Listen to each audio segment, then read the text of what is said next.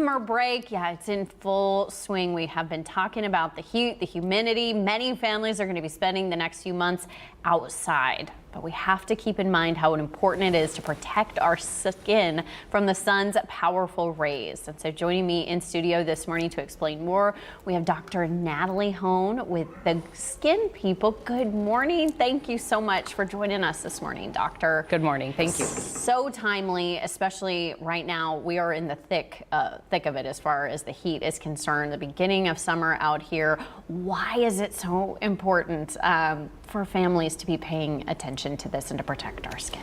Absolutely. So a couple of things. Dehydration. You know, the heat, we are going to get a little bit dehydrated. So maintaining ourselves cool is really important. But also protecting ourselves from the DNA damage of the sun. And that can be achieved many ways. Sunscreen is absolutely our favorite way to recommend that, but also some protective clothing. UPF shirts are one of my favorite things to recommend, especially to the littles. Absolutely. I have two tiny kids. I have a 3-year-old and a 4-year-old, and that's always a big concern when we head to the pool, you know, and you want to keep applying. We have so many options. There's the stick, there's the sprays, there's the lotion.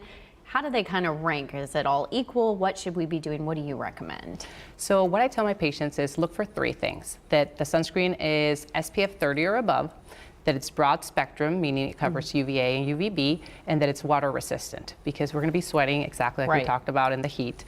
So those are the big things you need to look at. And then the vehicle really depends on what you and your family like.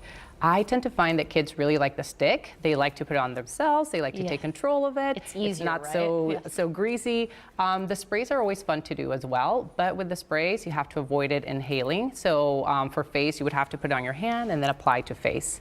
And then a really nice tip I like to recommend is makeup brushes. Applying a little bit of the liquid type sunscreen on the back of your hand, using a makeup brush, and then applying it to the face of your littles is a really fun way to do it. I need to try that. Yeah. And how often do we need to be reapplying? Great question. So really 2 hours. You have to reapply your sunscreen every 2 hours. Okay. And to make sure you get enough for your whole body, that's 5 ounces. So the size of a shot glass is enough. We definitely under apply for most of us. Okay, so every 2 hours, about 5 ounces there. And I like that you referenced the skin shirts, the long sleeve shirts, things like that. And that's for all ages, right? Absolutely. So these are UPF that will have a protection factor, a number protection factor, and it's really important. They have hats that are wide brimmed. We've got shirts that are long sleeve. They have sleeves. They have gloves. I mean, there's so many things out there. For the kids, it tends to be fun, but there's great ones for adults too. Absolutely.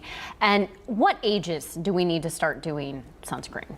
Really, you want to be applying sunscreen from 6 months and above. And the reason why we say before 6 months you shouldn't is because babies shouldn't really be outside. We're not really controlling also for the heat and the loss of moisture for them. So before then, they have to be covered and they should be in a shady place, really. But after that, you can apply sunscreen. You can do either a physical sunblock or a chemical sunblock.